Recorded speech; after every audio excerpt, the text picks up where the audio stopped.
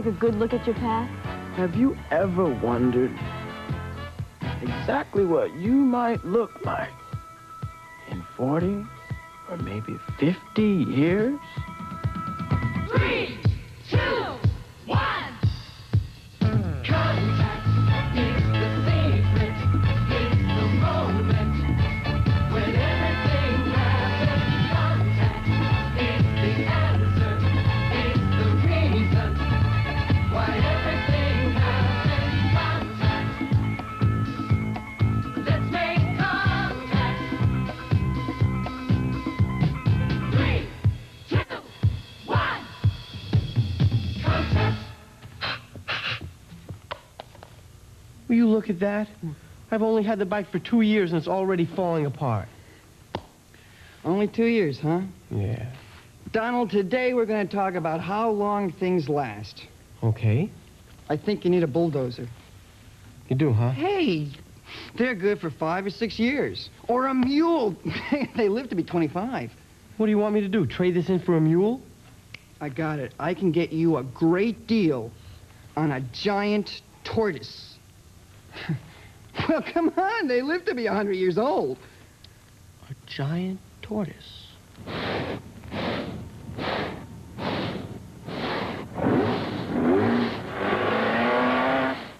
Okay, now the plaster bandage has gotten nice and hard, so we're going to get ready to take this off. I'll just loosen this up around the edges. Now, what I want you to do is move your facial muscles around just to break the suction of the alginate. Okay, now tilt your head forward. That's it. And there we go. And this is what it looks like on the inside. Now, that's called a negative impression. What's that mean? A negative impression? That means that when I pour plaster into this, after the plaster hardens, you'll have a plaster duplicate of your face. It'll be a positive impression. Oh, I see. How was it in there? What do you have to do next? Okay, then we pour plaster into the inside of it, and when the plaster hardens, you'll have a plaster duplicate of your face. It's gonna take 1 week for Michael Thomas, a makeup artist, to turn me into an old man. The hardened plaster inside looks sort of like you. That's really strange to see yourself like that. Now that I've got you in plaster, I can design the makeup on this life mask.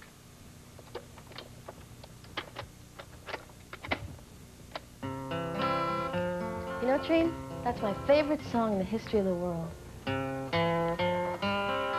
Oh, look.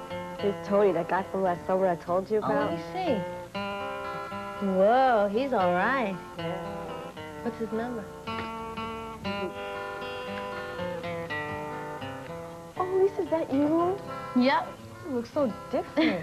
That's Susie and Greg, my brother and sister. Oh, let me show you my brother and my sister. Yep. That's my sister Vilma, and that's my brother Peter. Oh, yeah. Is that your grandmother? Nope, that's my great-grandmother. Whoa. You know, she was 92 when they took this picture, and she was still going strong. Really? Mm-hmm. Who's that? Is that you? It's me at the beach. Oh, who's that with you? It's my mom and my dad. You know, I don't even recognize them. And, well, my mother looks sort of the same. My father's really changed, though. Yeah. Wow. Look at these pictures. Oh. Some of them are coming loose, Tree. Yeah, I think the glue's drying out. Oh, look at this. You're so cute. Is this you, too? Oh, you're so little. Oh, look at that. I can't even imagine what it must feel like to be a baby. Yeah. Even when you act like one.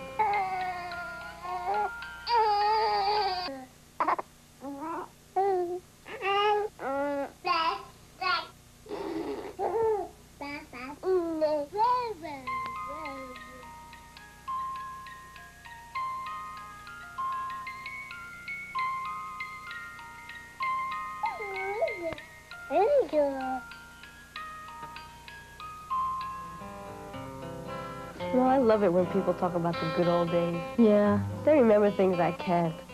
But sometimes you wish they'd forget. I mean, my brother still yells at me because I used to lug him out of the house. Yeah, you know, my mother remembers how I wouldn't eat. Yeah?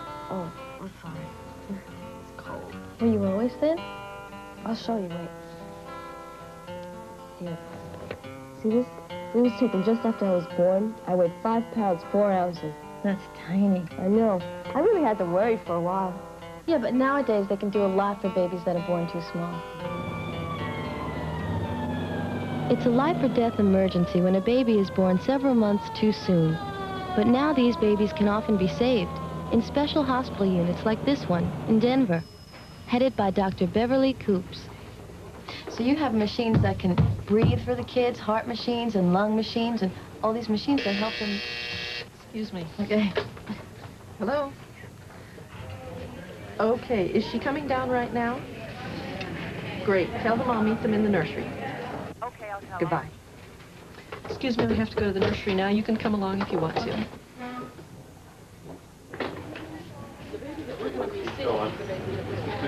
The most important thing is that a baby is carried by its mother in the womb for 9 months. When that doesn't happen, then we have to develop technology to take care of or replace all the things a normal baby would do. And there's no way to replace a normal pregnancy. What a mother can do for a baby, we can never do. Let's get the baby out and put her on the scale and see how much she weighs. That's fine, be careful. Good. 880 grams. Well, that's about 1.5 pounds, almost 2 pounds. That's fine. We'll get the oxygen hood on now. Give her some oxygen. Let's get the oxygen monitor in. See how much oxygen she's getting. Good breath, Sam. You hear her heart? Yep, Does it she's sound fine. good? Good Is she heart. breathing on both sides? Yeah, good That's breath. fine. The electrical monitor on now. Let's get her warm. Let's get the temperature probe on. That sounds good. See if her temperature comes up. Yeah, it's fine. Coming up, that's good. Examine her. Nice What do you think her gestational age is? She's 880 grams. Do you think she's normally developed at that? She looks pretty good. I'd say she goes maybe 30 weeks. 30 weeks? Okay. All right, Good sweetie. perfusion. That's Yeah, fine. nice. We get some measurements on how big she is, how long she happens to be. Okay. Come on, sweetie. Stretch out. Go down just a little bit. All right, she looks like she's 38 centimeters long, and that's fine. We'll get her head circumference as soon as we see that she's stable in the What was the oxygen. weight again?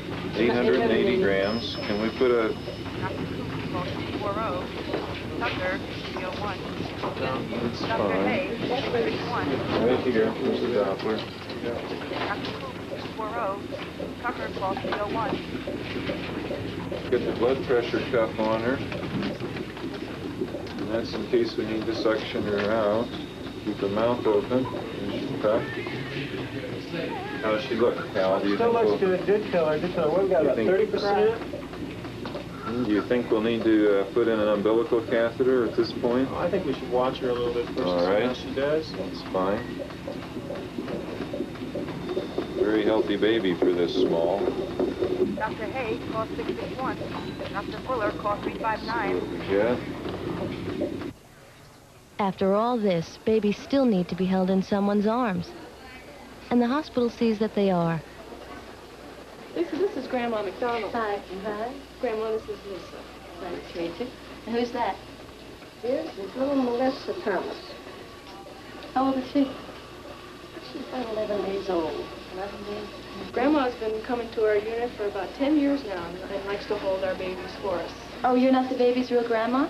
No, I work for the foster grandparent program. I see.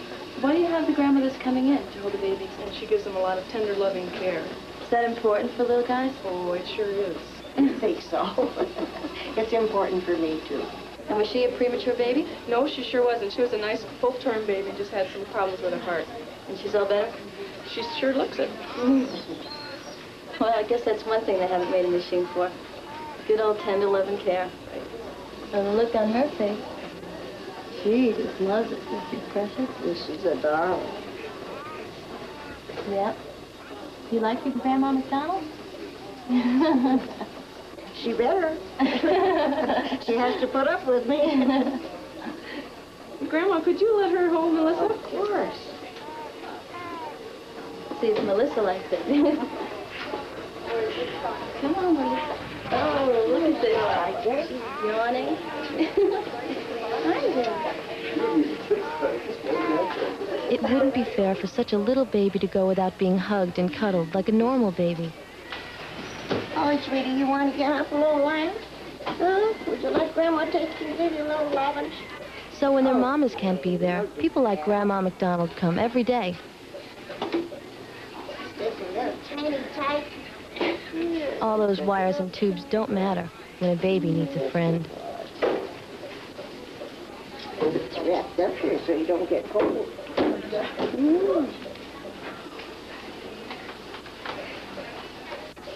Lose your hat. Don't lose your hat. No, it keeps your head warm.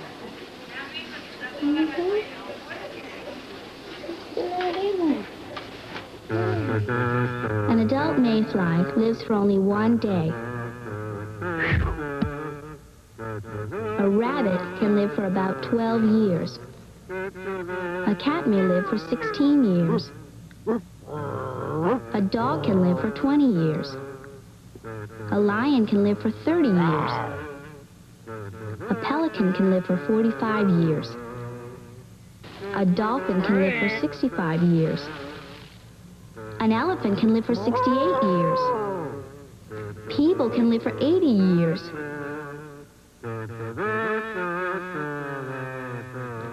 And a tortoise can live for 100 years.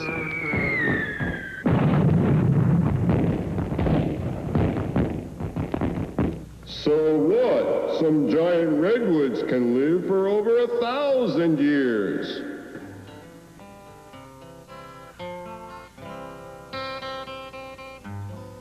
Hey, Trini? Yeah? How can you tell a grandmother goldfish? How can you tell a grandmother goldfish what? Oh, very funny. No, really, how can you? They're bigger? I don't think so. Most adult goldfish in a tank are pretty much the same size. Well, I don't think that their fins turn gray. Oh. Yeah, my dog's gray at the muzzle. She's 7, but that's like 49 for people. Hey, well, remember the time I stayed at your house and my mother never got my message? Boy, do I. Yeah, well, she said her hair turned white overnight. Oh, come on. That joke's at least 100 years old. Hey, what happened to the tape player? I don't know.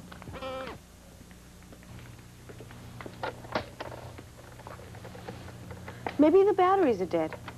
I don't think so. I put new ones in this morning. They should be good for at least 30, 35 hours. It's got to be something else. Maybe the drive belt wore out. Nothing lasts forever.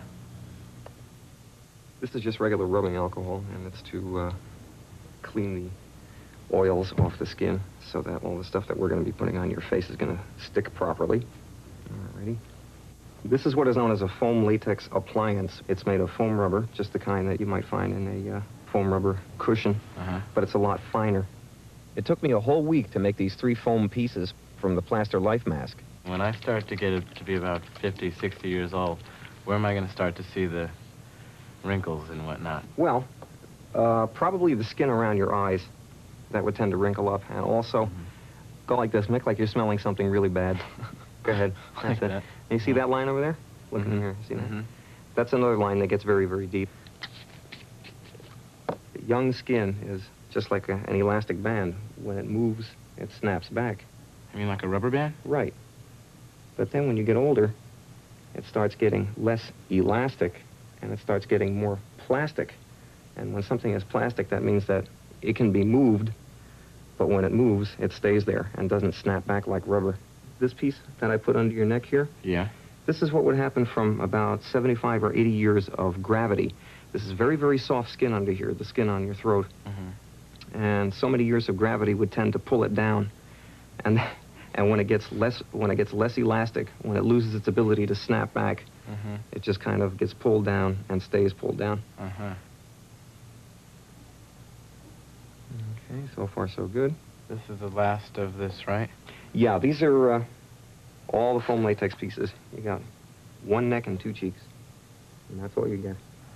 Oh, I'm getting there. I'm getting there. That's Yep. really weird. What other kind of things would affect the aging process and make you older? Well, a lot has to do with environment, like how good is the air that you breathe, how good is the food that you eat, things like that. One of the most important factors in how you're going to look when you age and how long you're going to live is your genes and chromosomes, your genetic background, your ancestors. But there's nothing you can do about that. Very little. Keep your eye closed. If there's one thing you can do for sure, you can sure hurt yourself. So if you want to prepare yourself for a happy old age, the best time to start is early.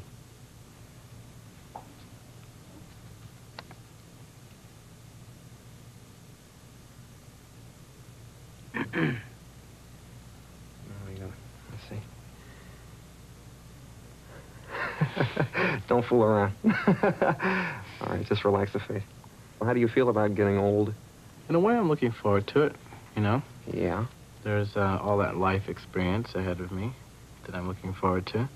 I don't think there's anything bad about getting old, not that we can help it. Now, what about you, Michael? Are you afraid of getting old in any way? Well, I'll tell you, to age means to enter the future. And seeing as nobody really knows what the future holds, I'd say that there's a little bit of fear in getting old, sure. Everyone hopes that they can do something to lessen the amount of fear in their lives as much as they possibly can. You know, that's the ideal position. Oh, that's true. But the older I get, I guess the less afraid of becoming old I get, too. I'm the baby, and that's Gramp holding me. Gramp probably had carried me around and cared for me. I'm sure he changed my diapers, got me bottles, all those sorts of things when I was young. It seemed like the whole table had been turned in 20 years. So it was now up to me to take care of Gramp. He certainly was helpless. He was dependent on me and the other members of the family to carry him about and take care of him.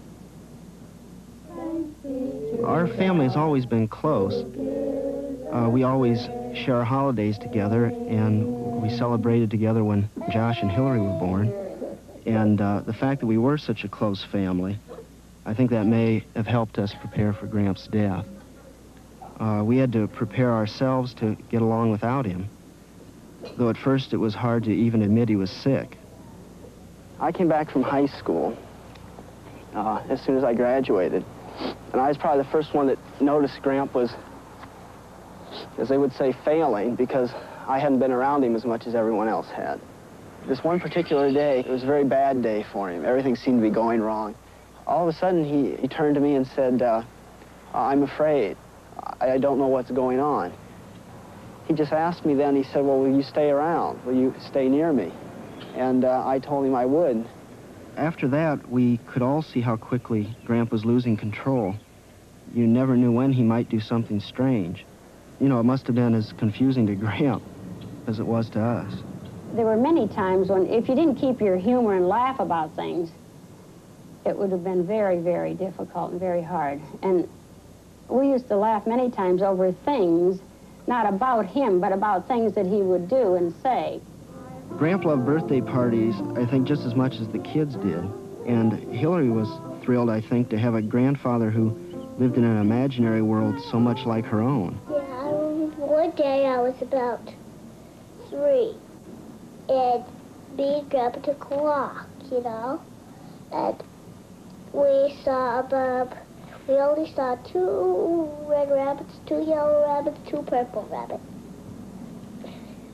We always loved Gramp. We thought he was the greatest grandfather in the world. But it wasn't until we started physically doing things for him that we felt really close. And I think that's probably the same way you learn to love a child. You just had to talk with him and be patient. And a lot of times you had to repeat things over and over. But a lot of times your body didn't want to do something, but your mind told you, your heart or whatever told you that you should. Every week, Gramp slipped farther and farther away, and eventually he didn't remember who we were anymore. He forgot where he lived, and then he forgot his own name, and he didn't sleep much, and he would fall out of bed at night. But Gramp had always been so independent, and now that he had to rely on us for everything, I think he was, really embarrassed. he must have felt that it was hopeless to go on. We had trouble getting him to come to dinner, and this one time, Gramp just said, take it away. He told me several more times, and he took his teeth out then. And finally, very exasperatingly, he said, take these, I don't need them anymore. It was his gesture saying, I want to, get off the, I want to get off the boat. I don't want to continue this anymore. Once Gramps stopped eating, there was nothing more that we or our family doctor could do for him. He had a dread for the hospital. He probably figured that he was thankful that he wasn't in that. If he was going to go, he's just going to go right here at home.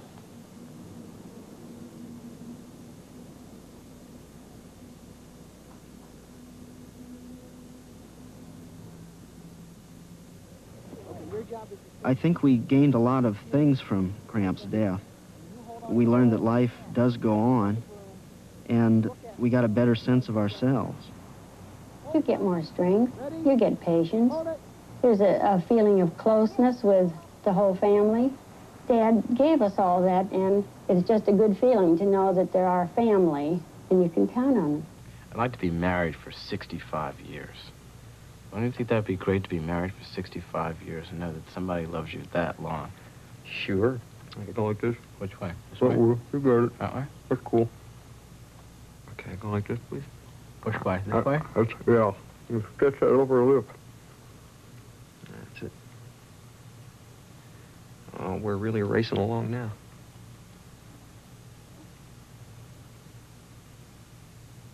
I see what you mean about having pulled the skin down.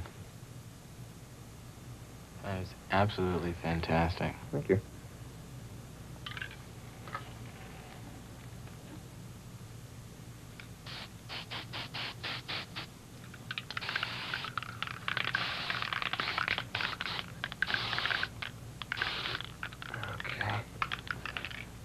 Look at me. That is absolutely incredible. I look like a totally different person. Looks like a 65 or 70-year-old dapper dude. If I could grow up 65, 70 years old, look that good, tell you, be great. If not, I'll call you and you can make me up look just like this, all right? Okay, it's a deal. Thanks, Michael. You're welcome. A pleasure. That is really an experience to see yourself like that. You know, to see yourself as an older person, see what you might look like. And remember, it washes off, too. That's the best part about it. What you planning, Lisa? Petunias. Yeah? How long will it take them to sprout? 8 to 10 days. And then I guess they'll bloom for about 2 or 3 weeks till the frost comes. That's an awfully short lifetime. I'm glad we're good for another 60 years or so. Yeah, but growing old sometimes slows people down. Well, everybody moves at a different pace. Whenever there's trouble, we're there on the double. We're the Bloodhound Gang. If you've got the crime, we've got the time. We're the Bloodhound Gang. Did you hear the new release by the sewer rats? Yeah, I heard them. Ugh. They shouldn't be released. They should be trapped. We interrupt this program for a special bulletin. The 3,000-year-old mummy of an Egyptian queen has been stolen from the county museum. A ransom note has been received demanding $500,000 for the return of the royal mummy. Details on the hour.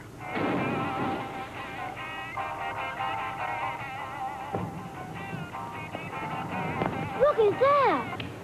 This must be the stolen mummy we just heard about on the radio. This is the Egyptian queen? $500,000 for that? Hey, what are you pugs doing? All right. All right. All right. Throw him in the creep van. I mean, throw him in the van. Come on, we can't risk it. Hey, wait a minute. All right, hey, kid, be smart. Shut up. Go on.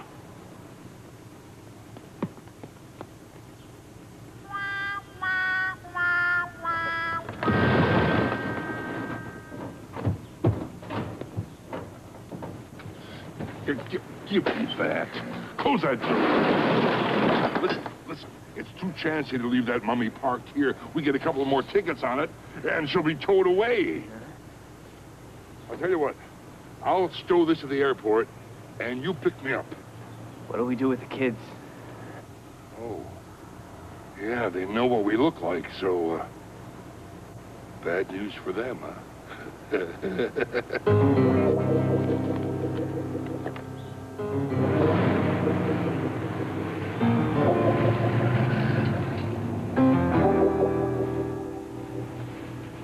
I wonder where they're taking us. I wish we could see out. Listen! We must be going through River Tunnel. Maybe we can figure out directions. I'm gonna make notes. Sure, a lot of junk back here. That little hole. Ricky, lift me up. Maybe I can see out. Hold me steady. I am. I can hardly see anything. We're jiggling too much. Feels like a little spot busted through. Why'd you let me go? I have a better idea. If I can find a hunk of cardboard in all this junk. Hear that? We must be near the airport. What are you doing? I'm making a pinhole camera. A what? Look. It's upside down. No kidding. The pinhole acts as a lens. The rays of light crisscross. It's as if we were inside a big camera box. Well, it looks like the airport, all right. Terrific! The parking lot. I bet they figure on leaving the car here until they collect the ransom. And then they'll call the museum and let them know where to pick up the mummy.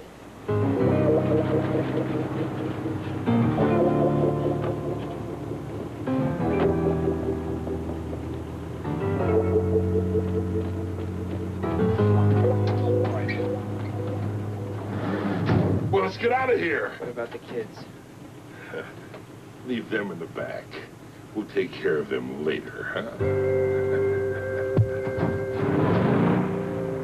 Can the Bloodhound Gang escape? Tune in tomorrow for the exciting conclusion of The Case of the Thing in the Trunk.